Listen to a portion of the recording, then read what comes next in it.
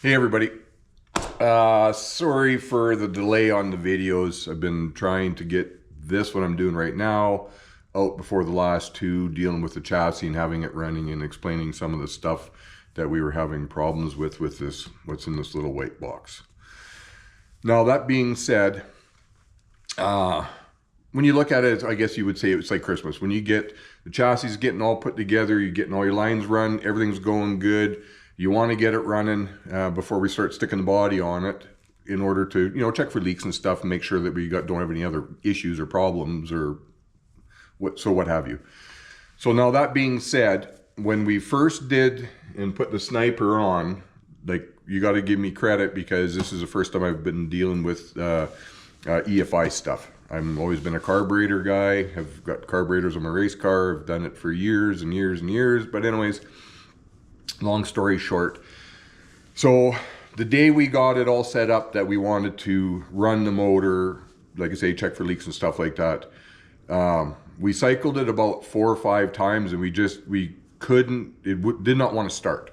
And by the 4th time I cycled it, basically the motor hydraulic. So what had happened was that it filled the cylinder full of fuel. So we couldn't get it to turn over. So we pulled all the plugs, we rolled it over, we tried it again, and we were just I would say almost at wit's end because it wouldn't do what you would think it would be or would do right off the bat, right out of the box.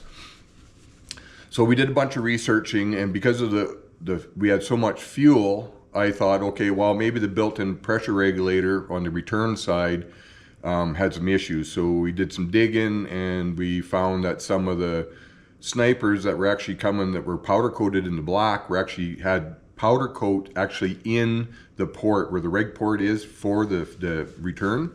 So anyways, while we pulled it all apart, we looked at it, obviously this is just a aluminum body. It's not powder coated by any means.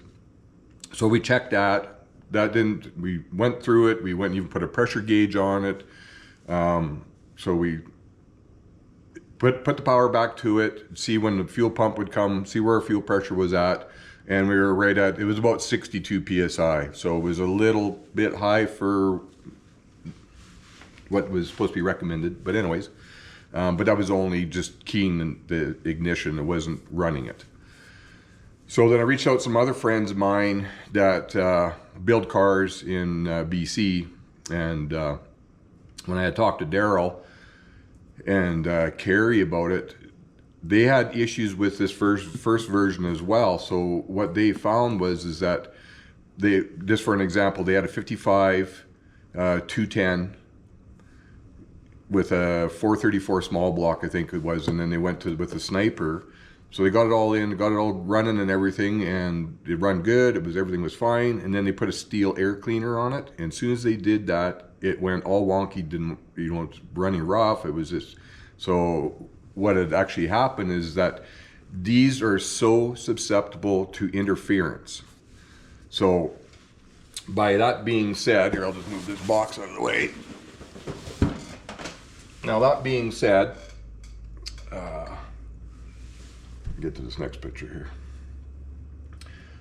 So this is my run-up board. So not having a engine stand or like to run it up, I wanted everything all together to do it. Okay, so basically I put 2 studs in the board. We got a hot, we got a negative. I based everything off of that. So for everything for direct power, got direct power. Then I took a direct power off of that stud rather than having 30 different wires going to the battery and you're trying to deal with it that way, right? I just try to make it simple. So that being said, I took my power for my keyed ignition, put it into this switch. So you just flip the switch and then I just run a starter button to draw off the starter to start it. So when like I say, I was talking about when I reached out to my friends in BC, he said they are so susceptible to interference. Make sure that your power is all single sourced. Do not come off of any other source of power. Make sure so either your keyed and your battery have to be away from everything else for number 1.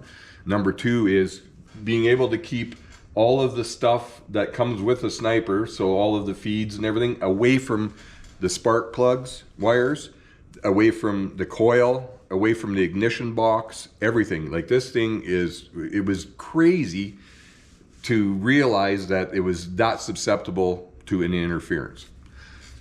So that being said, we rerouted the power and a few other things, and then what had happened is we got it running, but it was still overfueling so bad, like before we dealt with the wires and a few other things, but we just got its own source power. And it was overfueling so bad in that, not the last video, but the one before that, when I showed you what the exhaust looked like, because I mean, that's powder coated, that's good for 500 degrees. Anyways, we had it running, and it was actually literally melting the powder coat off. So we temped it, and we were running like 1200 degrees. So after all that powder coat had burnt off, we found that the collector bolts were loose. So these ones are that ball and socket. It's not a flat flange style with these hooker headers.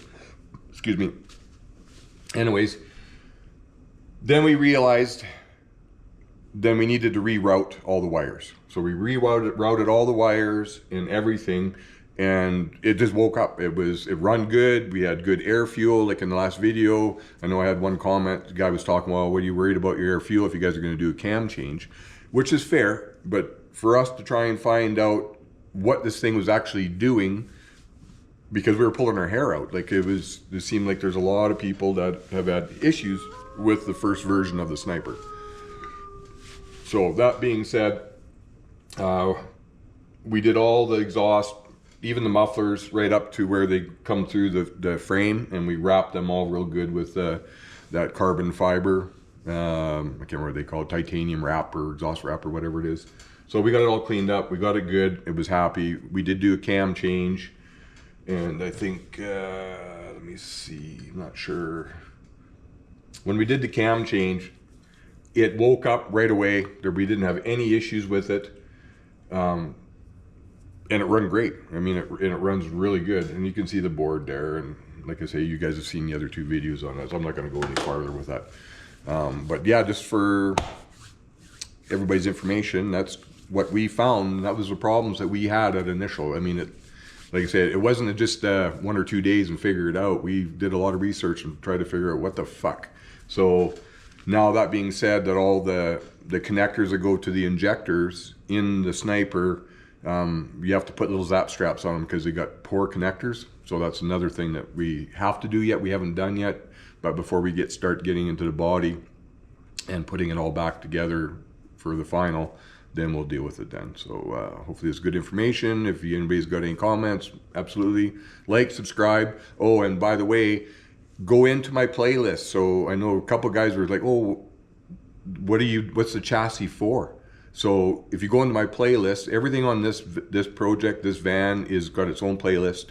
And I'm trying to keep it that way so that you can go and reference it without having to go scroll through all the shit. Basically, keep it simple. So anyways, hope you guys like it. Cheers.